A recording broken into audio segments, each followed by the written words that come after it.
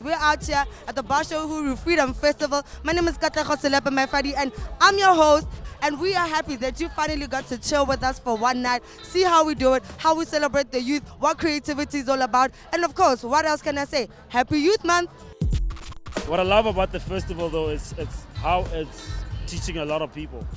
If you've been here since Wednesday, I'm sure you'd have seen a whole lot of things been happening. So what would you say to the youth that is thinking that art is not something that could be taken as a career? From someone who's done so many mediums in the art space, you want to talk about the risk of actually being in this space? Well, I mean, we've been knowing each other for many years, you know, and we've seen the progression of how art has sort of come into hip hop, and how hip hop has influenced art too in this country. And the most important thing is for people to be free to create, whether you think it's great or not. Like, you gotta keep creating, and whether you want to call it art, whether you want to call it your hobby, or whether you want to call it your meditation, you gotta always keep creating. It doesn't matter where it goes or who puts what label on it, like, but we gotta always keep creating, you know. Well, we thank you for your creations because South African hip-hop is a better place. South African music is definitely going to greater heights with the trends that you said and just how authentic you are with your music. So thank you so much for speaking to us on Carve. Well, I hope so. I hope so, because like I'm 32 right now, and You're still young. yeah, I'm still young, but like I got like another part of my life to go through right now. So I'm not as interested in things that I used to be interested in when I was 24. And I'm hoping the 24-year-olds and the 25-year-olds can pick up where we're leaving off, and where I'm sort of going to leave it to them. And they always need to know that they got to pick it up. It's you know, like, what we've done is past Asia's history.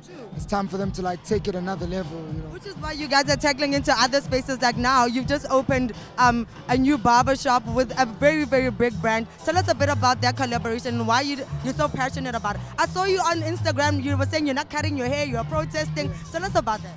Well, Sheldon from Legends Barber has been employing young black youth for a long time now.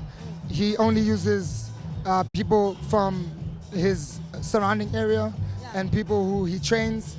So he gets youngsters off of getting up to mischief and getting them into working and getting jobs. And they really take pride in that. And he's opened up 9 stores before we open up this 10th. And that's a whole lot of people he's employed, a whole lot of people that he's gotten off the wrong path and introduced them to the right one. And there was no ways that I wasn't going to get involved. So it's really Sheldon's work that we're amplifying with the barbershop. Hopefully we can do more. The mission is to really have 200 stores and really compete. So we're going to make that happen, and we're 100% black owned. And we just hope black people understand, like, we're not trying to take their money. We're trying to give them a platform to be able to make money for a very long time. And if people like Paul Mitchell and people like Revlon can do it, I feel like a brand from El Dorado Park can do it too. When you tell your parents you're like, I want to be in the arts, it's like, it sounds like, what? That's not a lucrative thing. What are your thoughts on that? I think of every genre within career. I think it's all about education, where we come from with our parents. They don't never understand, even within the arts, you can still be a lawyer, but you can be a lawyer specializing in that. So it's about dissecting the moments of the art and making people comfortable.